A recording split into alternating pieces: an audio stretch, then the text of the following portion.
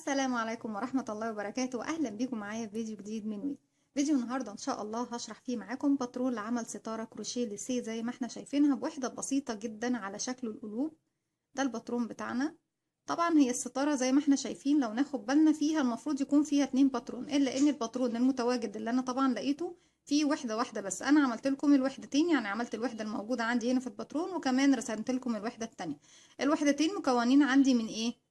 إن احنا بنلاقي جزئية من الستارة بيكون فيها القلب هو المكان المظلل، والجزئية التانية او المكان التاني يعني هي بتبقى واحدة مظللة قلب مظلل، والتاني القلب بتاعها بيكون مربعات او فراغات زي ما احنا شايفين. وهي على فكرة سهلة جدا.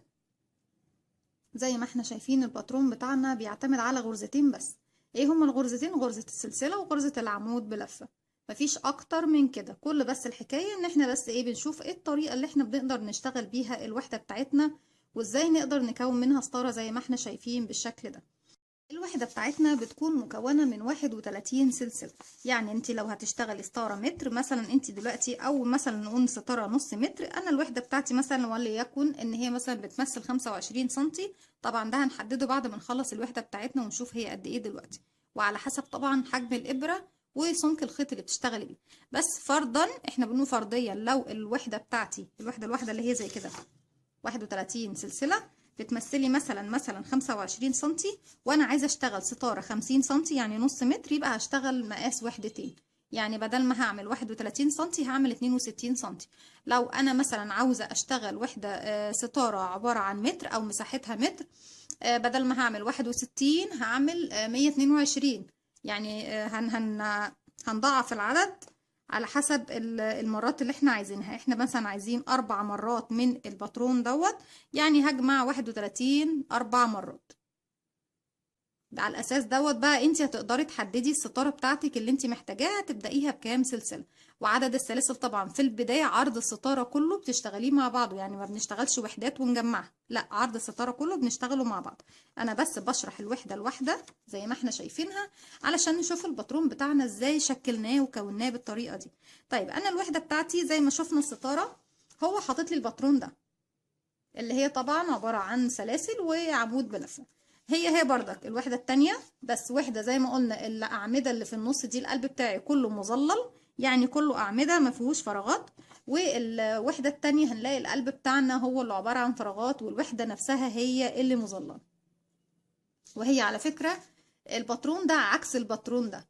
يعني أنا دلوقتي الباترون الأساسي اللي هنشرحه مع بعض دلوقتي هنبدأ عبارة عن إيه؟ 31 سلسلة. هنبدأهم بالشكل ده أهو، 31، وبعد 31 هرتفع 3 سلاسل وكمان سلسلة عليهم مسافة، يبقى 4 سلاسل. وهسيب من تحت السلسلة الأولى بعد طبعا الثلاث سلاسل الأربع سلاسل الارتفاع، هنسيب السلسلة الأولى وهروح أشتغل في السلسلة التانية عمود بلفة. وبعد كده هشتغل بقى ريدي على طول على الشكل بتاعي كله. هشتغل سلسلة عمود سلسلة عمود سلسلة عمود، والسلسلة اللي باخدها مسافة فوق بسيب من تحت زيها سلسلة بالظبط عشان تديني فراغ. بوصل بالطريقة دي لغاية آخر سلسلة بشتغل فوقيها عمود زي ما احنا شايفين. فوق السلسلة دي برتفع 3 سلسلة اللي هي ارتفاع العمود بلفة، وسلسلة فراغ يعني 4 سلسلة في البداية. طبعا هي البداية هنا في كل الأسطر بتكون واحدة. عندي في الباترون هو عامل لي ايه؟ جاي طبعا عامل لي قبل السلسلة الأولى فوقيها العلامة دي اللي هي الزائد، اللي هي بتكون عبارة عن ايه؟ الرمز الخاص بغرزة الحشو. وفي ايه سلسلتين بالشكل ده.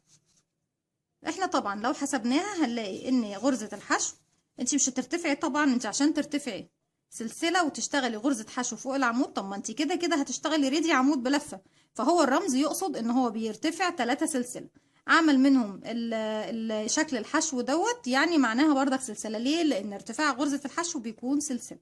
فانا برتفع 3 سلسلة وبعديهم سلسلة مسافة، يبقى 4 سلسلة. انا بس قلت الجزئيه دي ما تتلخبطوش معايا انا قلتها بس عشان هو في الباترون عامل علامه الزائد اللي هي غرزه الحشو. احنا مش هنشتغل طبعا غرزه حشو في المكان ده، احنا بنرتفع 3 سلسله. غرزه الحشو هو عاملها كدليل على ارتفاع السلسله بتاعتي، يعني برتفع 4 سلسله بقى عشان ما نتلخبطش بعد اخر عمود. واسيب طبعا سلسله من تحت الاولى واشتغل فوق العمود وسلسله عمود سلسله عمود سلسله عمود، يعني فوق العمود عمود وفوق سلسله سلسله. ده الراوند التاني. الراوند التالت بنرتفع 4 سلسلة وبشتغل 7 فراغات قبل المكان ده. يعني عندي الفراغ ده 4 سلسلة وعمود كون لي فراغ، سلسلة عمود فراغين، سلسلة عمود 3، وهكذا 4 5 6 7. وبعد كده هعمل طبعا في السابع هقفله طبعا بالعمود ده. واخدين بالنا كمان في حاجة مهمة جدا بنتلخبط فيها دايما او بيتلخبطوا فيها دايما الناس وبيكلموني دايما: يا رندا نعمل ايه والعدد معانا مش مظبوط؟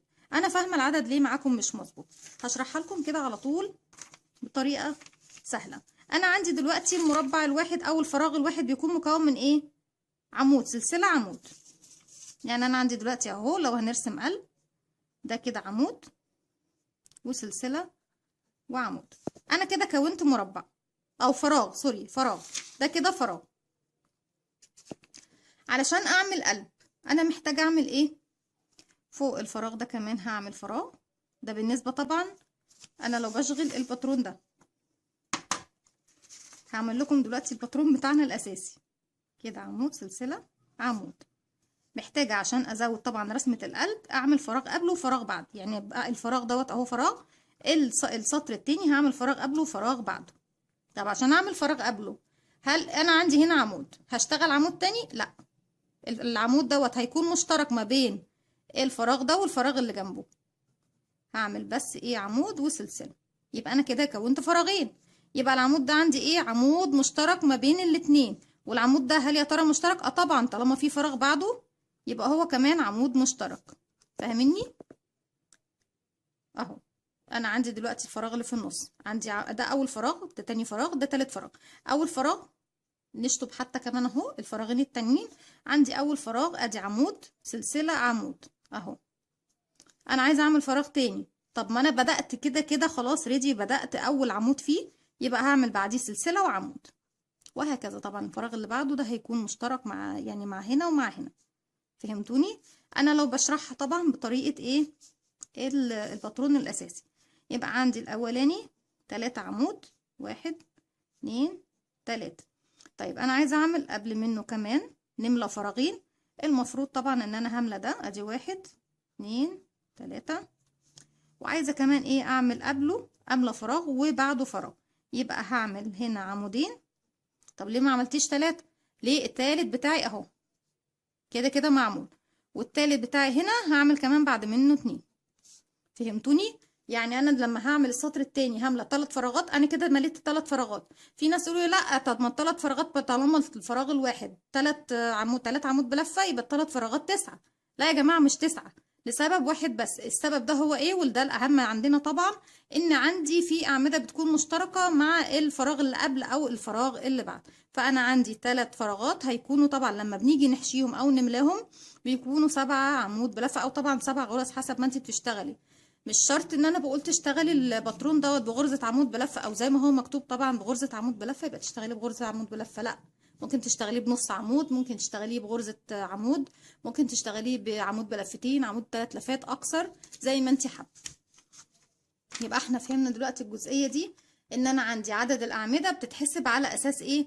الفراغ ده عندي دلوقتي اهو دول 7 لاني مليت 3 فراغات، وعرفنا ليه مش 9 وعرفنا ليه 7، لان طبعا عندنا في بعض الاعمدة مشتركة مع اللي قبلها واللي بعدها، وهنلاقيها طبعا في اللي فوقيها. اللي فوقيها هيكون طبعا عدد الاعمدة بيكون اكتر واكتر. وهنكمل شرحنا دلوقتي ليه الباترون بتاعنا.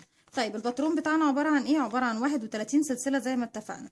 ايه الباترون بتاعي؟ عبارة عن غرزة سلسلة اللي هي بيكون دايرة او شكل بيضاوي مفرغ، وغرزة العمود بلفة اللي بيكون عبارة عن حرف التي وعليه شرطة مايلة او شرطة ونازل منها واحد وعليها لفة مايلة. ارتفاع العمود بلفة بيكون 3 سلسلة. احنا اتفقنا احنا دلوقتي جينا لغاية المنطقة دي هنرتفع 4 سلسلة ونعمل فراغ، ونرتفع نعمل 7 فراغات، وبعد كده نملى الفراغ الثامن اللي هو طبعا عبارة عن 3 عمود بلفة. اللي هم ايه ال3 وليه يا رندا؟ ال3 اللي هم بيكون عمود فوق العمود ده، وعمود فوق السلسلة، وعمود فوق العمود التالت. بعد كده بنعمل 7 فراغات. بعد ما بخلص الراوند بتاعي برتفع 4 سلسلة وبعمل 1 2 3 4 5 6 فراغات، وبملى الفراغات التلاتة. يعني ايه بتملي الفراغات التلاتة؟ يعني انا هنا مليت الفراغ ده اللي تحت ده مليته فوق، اللي قبله واللي بعده لا. هنا بقى في السطر ده انا بملى الفراغ اللي قبله وفراغ اللي بعده، عشان كده بتكون عدد الفراغات بتاعتي قل. بدل ما كانوا 7 اصبحوا كام؟ 1 2 3 4 5 6. ومن الناحية دي بردك هيكونوا 6. ولما ارتفع فوق تاني هنلاقي 4 سلسلة، ونعمل 1 2 3 4 5 فراغ، وهنلاقي العدد الحشو بتاعنا هو اللي هيكون حشو، مش غرزة حشو يا جماعة، لا، عدد اللي هي ملي الفراغات هيكون اكتر. ان انا باخد فراغ قبل وباخد فراغ بعد، وبكمل عدد الفراغات بتاعتي بالشكل دوت. هنكمل دلوقتي بقى شرح عملي علشان خاطر ايه ما تتلخبطوش معايا. هشتغل معاكم النهارده بخيوط غزل الصياد، حبيت نجربها مع بعض عشان خاطر في ناس كتير منكم بيسالوني منها، او بيسالوني سوري عليها. هي نقدر نشغل ستاير او نقدر نشغل مفارش سفره باي خيوط. ده نوع من الخيوط اللي ممكن نشغل منها مفرش سفره. بيتباع بالشكل ده، باكت بالشكل ده، بيكون طبعا شلات زي ما احنا شايفينها اهي، شلات صغيره، واحنا طبعا ايه بنفكها ونربطها. ده غزل الصياد بيكون بالشكل ده، بينزل منه الاوف وايت اللي هو السكري دوت، والافتح منه شويه اللي بيكون مقارب ليه ايه اللون الابيض. او ممكن نشتغل بالقطن اللي هو طبعا لو عايزين حاجه ملونه هنشتغل بقليس قطن جولد او اللي هو القطن المصري زي ما احنا شايفين. وكمان ممكن نشتغل بخيوط الغزل، لا خيوط سوري الصياد، اللي بتكون شكلها خيوط الصياد هي مش عندي دلوقتي، بس هي بتكون رفيعه جدا وبنشتغل فيها بالابر الاستانلس. بس طبعا ما افضلش ان انتوا تشتغلوا بيها، هي حلوه صحيح وبتستخدم دايما لمفارش العرايس، بس بتحتاجي ان انت تعملي بيها قطعه صغيره جدا، لان هي في الحاجات الكبيره اللي زي كده بتكون متعبه جدا، لان هي رفعها او سمكها رفيع جدا، فبتاخد منك وقت ومجهود كبير جدا. اما هي من ناحيه الجوده فهي ممتازه بصراحه. يبقى اتفقنا هنشتغل بايه؟ اليز كوتون جولد. اليز ديفا بلاش، لان اليز ديفا الفتله بتاعته هوريه لكم كمان، الفتله بتاعته بتكون طريه، يعني تنفع ان هي تكون ايه، شايفين الفتله طريه، يعني عايزه ملابس حاجه طريه كده على الجسم. اما الفتله دي صحيح مش ناشفه قوي، الا انها طبعا هي مش ناشفه وحشه يعني، لا هي بس مش طريه بحيث ان هي تترهل واحنا بنفرش المفرش بتاعنا، فبتكون حلوه وممتازه بحيث ان احنا نستخدمها يكون المفرش بتاعنا حلو كده وثابت ومفروش على الترابيزه بطريقه جميله، او الستاره كمان مفروشه معانا بطريقه مش مترهله او مهروله ومعانا ومش حلو. طيب الابره اللي هنستخدمها مع الخيوط دي هي عباره عن رقم كام؟ هنستخدم ابره لو انت عايزه الوحده بتاعتك تكون ضيقه الشكل بتاعها هتبداي من ابره رقم 2 ملم، عايزاها اوسع شويه يبقى 2.5، عايزاها احسن شويه يعني الرقم بقى المثالي للخيط دوت هو 3 سم او 3 مللي سوري. هنبدأ نقول بسم الله الرحمن الرحيم ونبدأ شغلنا. احنا محتاجين 31 سلسلة.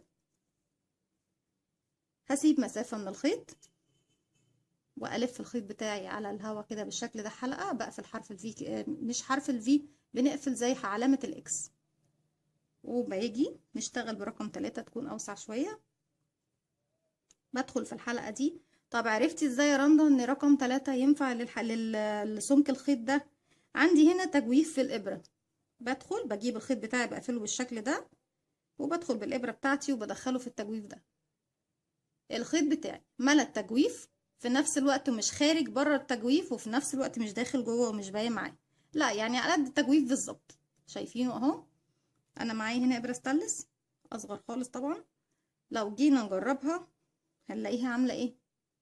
الخيط بتاعي مغطي الابره خالص، انا مش هعرف اشتغل كده، يبقى ده ما ينفعش. طيب ابره 3.5، الخيط داخل جوه التجويف خالص ومش باين معايا، معنى كده ان الشغل بتاعي هيكون فراغاته كبيره جدا وواسعه. لكن بصوا الابره رقم 2 انا مش معايا دلوقتي 2.5، بس هي بتكون حلوه جدا في الشغل ده او في الخيطه دي. 2 بردك اهو حلو بردك، وتنفع او تسمح ان انا اشتغل الشغل بتاعي، بس هيكون ضيق شويه لو انتي بتحبي الشغل بتاعك ضيق. فايه انا هشتغل النهارده بابره رقم 3. هدخل طبعا بعد ما عملت الحلقه بتاعتي فيها والف الخيط واخرج بالشكل ده. هشد طرف الخيط القصير واعمل عقدة البداية. علشان اعمل سلسلة بيكون معايا حلقة، الف الخيط على الابرة واخرج، ادي كده حلقة او سلسلة، 2 3 4 5 6 وهكذا بكمل طبعا لغاية ما اوصل 31 سلسلة. رجعت لكم تاني وعملت ال31 سلسلة بتوعي وقسناهم كمان اهو بالمسطرة، او لو معاكي المزورة. طلعوا معايا كام؟ 15 سنتي بالتمام والكمال. ولما تيجي تقيسي حاجة ما تشديش الخيط بتاعك وتقيسي، عشان انتي لو شديتي وقستي بتبقى المقاس مش مظبوط. طيب لو انا محتاجة دلوقتي اعمل بقى ستارة مقاس متر، هعمل كام واحدة من دي؟ او كام غرزة؟ كام سلسلة؟ هكرر العدد دوت 7 مرات، يعني حوالي 7 مرات. احنا لو حسبنا طبعا 15 سنتي و15 سنتي هيطلع لنا 30 يعني هنفضل بقى نزود ونضاعف العدد بتاعنا لغايه ما نوصل ل 100 سنتي. انا بقول تقريبا هيكون 7 مرات. يعني تفضلي، انا كده عديت 31، هرجع تاني اعد 31 وارجع تالت ورابع وخامس وسادس وسابع لغايه ما اوصل للمتر بتاعي اللي انا محتاجاه. ولو محتاجه اكتر من متر بقى هتشوفي ايه المقاس بتاعك اللي انت محتاجاه قد ايه. طيب بعد ما عملنا 31 سلسله، هحط ايدي على اول سلسله اهي وارتفع كمان 3 سلسله وبعديهم سلسله اللي هي المسافه، يعني 4 سلسله. ادي 1 2 3 4. بعد ما اشتغلت 4 سلسله هسيب سلسله من تحت واروح اشتغل في تاني واحده. اول سلسله طبعا انا حاطه ايدي عليها، هلف الخيط على الابره وهسيب دي طبعا مش هشتغل فيها لانها اول سلسله، وهروح لرقم 2 اشتغل فيه. طب انا دلوقتي عندي في الشغل عندي بيبدأ اهو سلاسل مش حرف في كامل، لان انا لسه ما عملتش غرزة. بيكون اسهل حاجة اشتغل فيها هو الضلع الخلفي اللي هو الباك لوب للغرزة اللي بيكون بعيد عن وش. بدخل واشتغل الف الخيط واخرج. بيكون معايا 3 حلقات، الحلقة الأساسية على الإبرة والحلقة اللي لفتها والحلقة اللي دخلت ايه الغرزة بتاعتي ولفتها وخرجت بيها. هلف الخيط واخرج من 2، 1 2، هيبقى معايا 2 هلف الخيط واخرج منهم 1 2. طيب بعد كده هنعمل ايه؟ انا كده عملت ايه؟ مربع. بعد كده هعمل ايه؟ سلسلة واسيب من تحت سلسلة واروح اعمل عمود. يبقى انا هاخد سلسلة والف الخيط على الابرة، هسيب من تحت فراغ اللي هي سلسلة واروح للسلسلة التانية واعمل عمود، وهكذا. سلسلة واسيب زيها سلسلة من تحت واروح للي بعدها اعمل سلسلة. هكمل بقى الراوند بتاعي كله سلسلة عمود سلسلة عمود سلسلة عمود، بس السلسلة اللي باخدها مسافة من فوق بسيب زيها تحت بالظبط. بالشكل دوت هكمل الراوند ده بنفس الطريقة وارجع. رجعت لكم تاني وكده خلصت الراوند الاول. الراوند التاني بيكون 4 سلسلة من نفس المكان اللي انا فيه، وبروح لاول عمود واشتغل فوقيه عمود، وهكذا سلسلة عمود سلسلة عمود سلسلة عمود. انا طبعا هشتغل بنفس الطريقة بس حابة اوريكم الباترون التاني بيكون ده شكله، عشان لو حابين طبعا تصوروه وتكملوا الشغل في الوحدة بتاعتكم. بالشكل دوت احنا هنكمل. هوريكم بس في البداية احنا بنبدأ الراوند بتاعنا ازاي. انا برتفع 4 سلسلة من نفس المكان اللي انا فيه، 1 2 3 4. هلف الشغل بتاعي الناحية التانية والف الخيط على الابرة وهدخل في حرف الفي. بقى المرة دي انا عندي هو الفراغ بتاع الغرزة بتاعتي واضح تحت الغرزة. لو هدخل تحت اهو هلاقي فوق الابرة ايه؟ عندي شكل السبعة اهو، ضلعين، ضلع امامي وضلع خلفي، يعني هدخل في الفي كله واعمل عمود بلفة. بعد العمود ايه؟ سلسلة واروح للغرزة اللي بعدها، اسيب طبعا السلسلة اللي تحت واروح للعمود اشتغل عمود زيه بالظبط، وبكمل كده لغاية ما بوصل لغاية نهاية الراوند. والراوند اللي بعده اهو برتفع بوصل كده. احنا عندنا الباترون اهو، هرتفع 3 سلسلة وهعمل كام فراغ بقى؟ 1 2 3 4 5 6 7. الفراغ اللي هو ايه؟ اهو الفراغ ده. يعني انا هكون 1 2 3 4 5 6 7، هكون 7 فراغات، وفي الثامن هرجع لكم نكملوا مع بعض. بس هكمل الراوند دوت كله فراغات، والراوند اللي بعده رقم 3 هيبقى قبل الحشو القلب بتاعي هنشتغل 7 فراغات.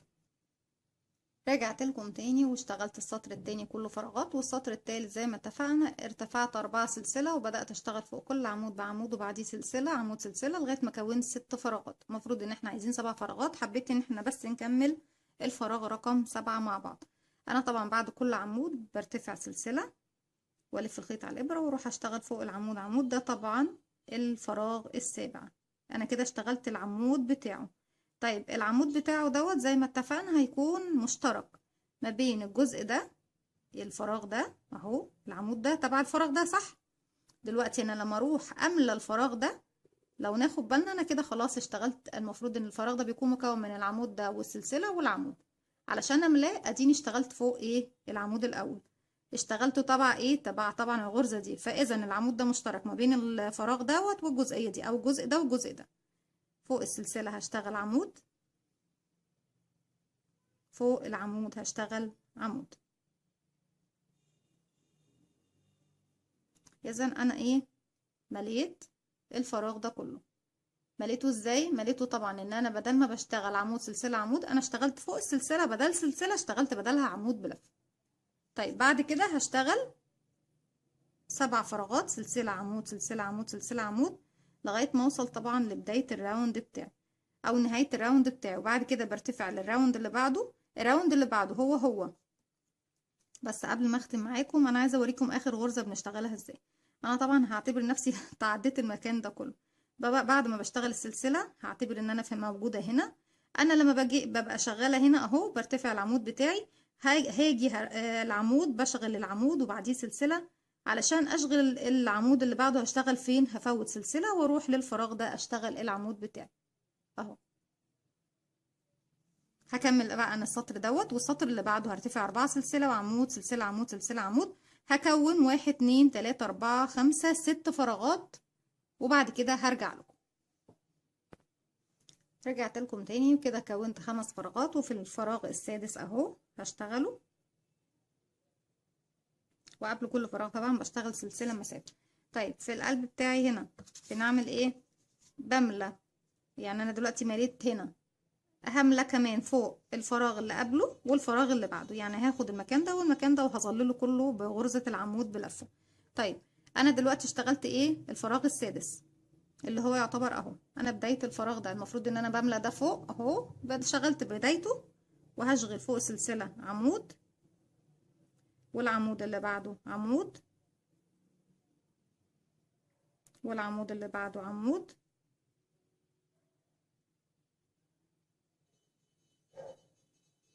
والعمود الاخير اهو التالت عمود. طيب هل انا هقف على كده وبس؟ ثواني بس عشان ايه، هي فكت البقرة تحت بتشد الخيط مني. انا اهو ده اخر عمود في المجموعة اللي تحت.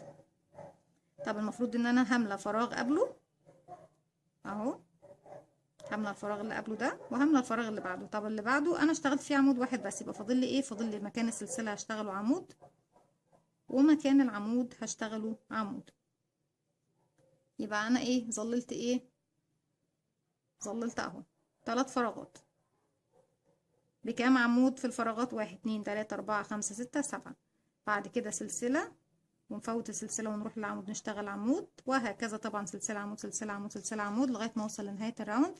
وفي بداية الراوند الجديد هرتفع 4 سلسلة ونفوت كام فراغ، 1 2 3 4 5 فراغات. هكمل 5 فراغات وهرجع لكم. رجعت لكم تاني وانا كده عملت 4 فراغات وبعديه سلسلة، وده الفراغ الخامس. بدأته كده، عملت نهاية آخر عمود في الفراغ الخامس. هيكون أول عمود عندي في بداية ملو الفراغ ده، لأن احنا دايما اتفقنا بناخد فراغ قبله وفراغ بعده وبنملاه بنظلله كده. عمود عندي السلسلة دي هشتغل فوقيها عمود، يبقى كده 2، والعمود عمود يبقى كده 3. وهكمل فوق الأعمدة كلها بعمود زيهم، 4 5 6 7 8 9. ده كده اخر عمود عندي تحت. فاضل لي ايه عشان اظلل الفراغ ده، انا كده اشتغلت اول عمود فيه. الاخير عندي هنا ده اول عمود فيه. كده فوق السلسلة عمود كده 10، وفوق العمود عمود يبقى 11 عمود بلفة في المكان ده اهو. بعد كده هرجع ايه، سلسلة عمود سلسلة عمود لغاية ما اكمل 5 فراغات زي ما بدأت 5 فراغات في البداية. وبعد كده برتفع 4 سلسلة. احنا كده 1 2 3 اهو، ده رقم 11 عمود بلفة. بعد كده هنرتفع 4 سلسلة و1 2 3 4 من الفراغات. يعني تحت كانوا 5 فراغات، ادي 1 2 3 4 5. الراوند اللي جاي هيكون 4 فراغات. هكمل انا الراوند دوت وهرتفع كمان 4 سلسلة واشتغل سلسلة عمود سلسلة عمود لغاية ما اكون 4 فراغات وهرجع لكم. رجعت لكم وده كده الفراغ الرابع مع بعض. ده اخر فراغ اهو رقم 4 قبل طبعا ما نظلل شكل القلب بتاعي. واخدنا كده اول عمود، طبعا هنظلله في المكان الفراغ اللي تحت ده اهو اول عمود، وهنشتغل فوق السلسلة كمان عمود، ونكمل بقى فوق الاعمدة اعمدة كده. وكام 1 2 3 4 5 6 7 8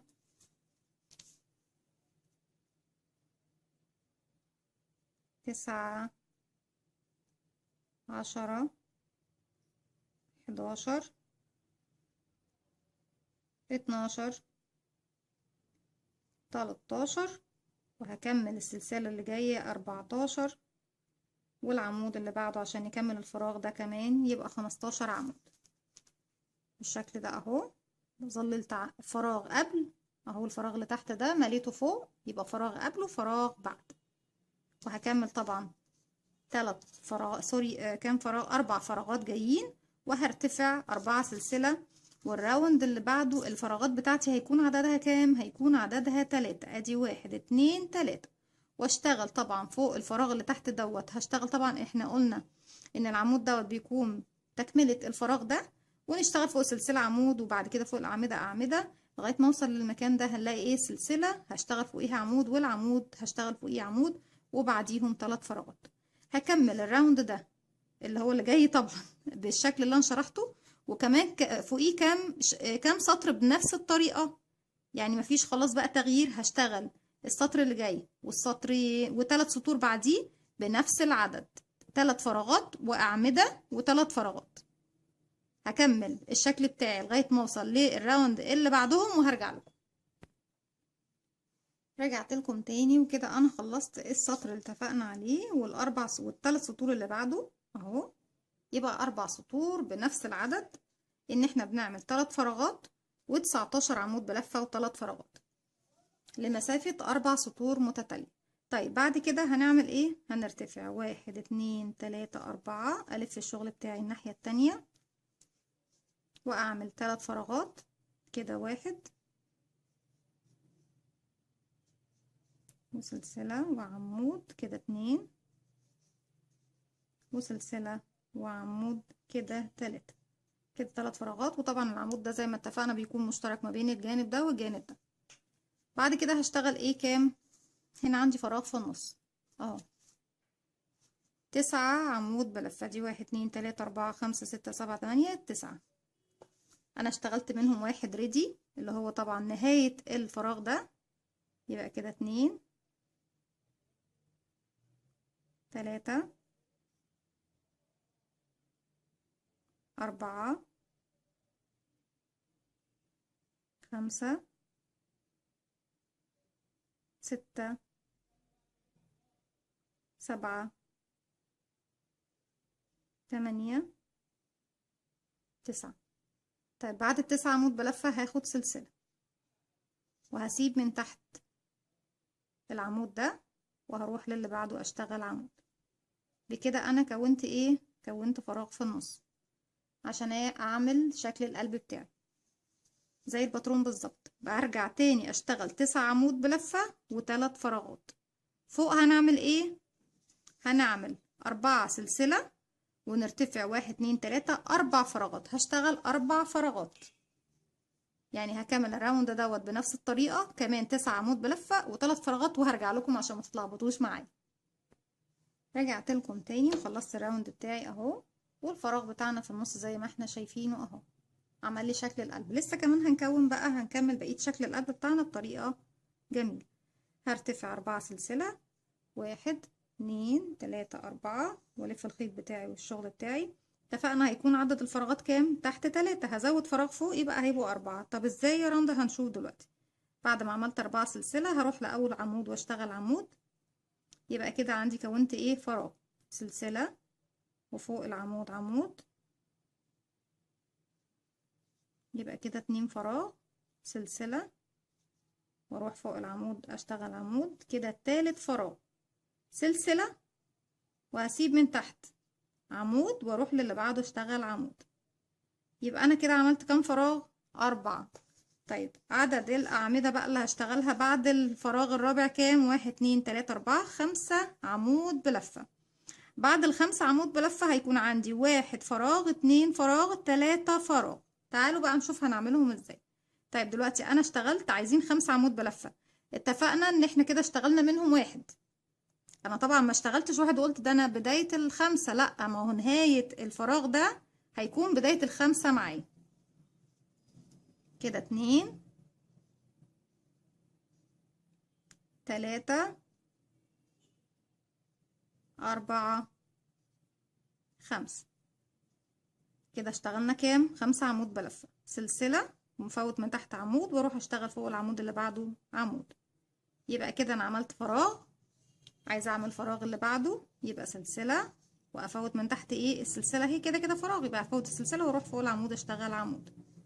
كده عملنا فراغين، عايزين فراغ تالت، سلسلة، هفوت تحت السلسلة دي ايه العمود ده، واروح اشتغل في اللي بعده عمود. اصبحنا كده عملنا كام؟ تحت كان عندي فراغ 1 اهو، فوق بقى عندي 3 فراغات. بعد ال3 فراغات دول المفروض نشتغل 5 عمود بلفة. طب انا هشتغل 5 بالاضافة لده؟ لا طبعا، انا كده بدأت اول واحد في ال5. يبقى كده 2 3 4 5. بعد كده نبدأ نكون فراغات، سلسلة، وفوت من تحت عمود، واروح اشتغل عمود على اللي بعده. يبقى كده فراغ اهو، سلسلة، خلاص انا ريدي، خلاص فراغات دي سلسلة هفوتها واروح للعمود اشتغل عمود، وهكذا. يبقى ده تاني فراغ عندي، سلسلة وعمود. رابع فراغ اهو، سلسلة، ونفوت السلسلة دي ونروح لدي نشتغل عمود. كده رابع فراغ. بالشكل ده اكتمل معايا شكل القلب. طيب السطرين اللي جايين هيكونوا ايه؟ زي السطرين الاولانيين بالظبط، هيكونوا ترتفعي 1 2 3 4، لفي شغلك، ونروح نشتغل فوق كل عمود عمود، وسلسلة فراغ، ونروح عمود، سلسلة، عمود. مش هعد خلاص بقى، لاني خلاص انا شغلي كله هيكون سلسلة عمود سلسلة عمود سلسلة عمود سلسلة عمود. اللي جاية دي طبعا دي أعمدة، هنعمل سلسلة من فوق ونفوت فوق غرزة تحتيها تحت، ونروح للتانية نشتغل عمود، وهكذا. سلسلة من فوق ونفوتها من تحت، ونروح للعمود اللي بعده ونشتغل ايه عمود، عشان تديني الفراغ ده. سلسلة اللي جاي ايه فراغ، يعني طبيعي فراغ، هشتغل فوق العمود على طول. سلسلة، عمود، سلسلة، عمود، سلسلة، وعندي هنا تحت أعمدة، نفوت ده ونشتغل في ده. سلسلة، هفوت ايه، انا هنا اشتغلت هنا، هفوت ده واشتغل في ده. وكده اللي جاي فراغات، سلسلة، عمود، سلسلة، عمود، سلسلة، عمود، لغاية طبعا ما بخلص الراوند بتاعي كله. والراوند اللي بعده بيكون بنفس الطريقة، بس طبعا اسهل، بحيث ان انت طبعا بتشتغلي ايه سلسلة عمود سلسلة عمود سلسلة عمود، يعني فوق كل عمود عمود، وفوق كل سلسلة سلسلة. كده نفوت السلسلة دي ونروح للتانية نشتغل فيها عمود بلف. وزي ما اتفقت معاكم اللي جاي دوت، السطر اللي جاي بيكون هو اللي فات. انا بس عايزة حاجة ايه غامقة ابين لكم، اوضح لكم الشكل. هو واضح عامة، بس ايه وليكن الشكل ايه. القماشة الطل دي هي سوري دي بتاعت تطبيق هنعمله بعد كده مع بعض، بس حبيت بس ايه حاجة تكون تبين لنا الشكل اكتر بطريقة واضحة اكتر. دي كده واحدة، الوحدة طبعا اللي بيكون القلب بتاعي من جوه طبعا مليان. زي ما اتفقت معاكم، لو هتكملوا الوحدة بتاعتكم كلها قلوب يعني مليانة من النص كده مفيش مشكلة. لو هتحبوا ان انتوا تطبقوها بباترون زي ما احنا شايفينه، نطبق الباترون اللي هو القلب بيكون مفرغ من الداخل بالشكل دوت، برضك مفيش مشكلة. انا رسمت لكم الباترون بحيث ان انتوا تطبقوه معايا من الرسمه، بس انا ما شرحتش الباترون لغرض تاني في دماغي، ان انا حابه ان انتوا طبعا كنت حابه ان انتوا ترسموا الباترون من نفسكم، لان ده طبعا مرسوم وواضح قدامكم. كنت حابه ان انتوا تتعلموا ترسموا الباترون بنفسكم، بس انا طبعا حاسه ان هو ممكن يكون صعب عليكم شويه، فمش عايزه اصعب عليكم الامور. انا رسمته وهسيبكم تطبقوه مع نفسكم. عايزه اشوف نتيجه التطبيق هتكون ايه. هل يا ترى هنقدر نطبق الباترون التاني ده مع نفسنا، ولا هنحتاج ان احنا نشرحه؟ طبعا لو احتاجنا ان احنا نشرحه، انتوا عارفين ان انا طبعا تحت امركم ومن عينيا الاتنين. قولولي وانا اشرحه. احنا طبعا زي ما اتفقنا الوحده بتاعتنا ان احنا هنبدا نكون. لو احنا مثلا هنعمل الشكلين مع جنب بعض، يبقى هتعملي 62 سلسلة. هتشتغلي طبعا الجزء الاولاني بالشكل دوت، وتيجي عند بداية الجزء التاني تشتغليه بنفس الباترون التاني اللي هو زي ما احنا شايفينه اهو. انا افضل طبعا ان انت تصوريه وتمشي عليه بالطريقة دي. هو سهل جدا، ما فيهوش اي حاجة. العكس يعني العكس دوت، لو انت هنا بدأناها فراغات، لا احنا هنا بدأناها اعمدة. يعني انا ظللت حوالين القلب، بدل ما انا هنا كنت عاملة حوالين القلب فراغات، هنا انا ظللت حوالين القلب. دي كانت الفكرة بتاعتي النهاردة او الوحدة بتاعتي النهاردة. اتمنى يا رب ان هي تنول اعجابكم. لو عجبكم الفيديو اعملوا لي لايك وشير وسبسكرايب، واستنوني في فيديو جديد من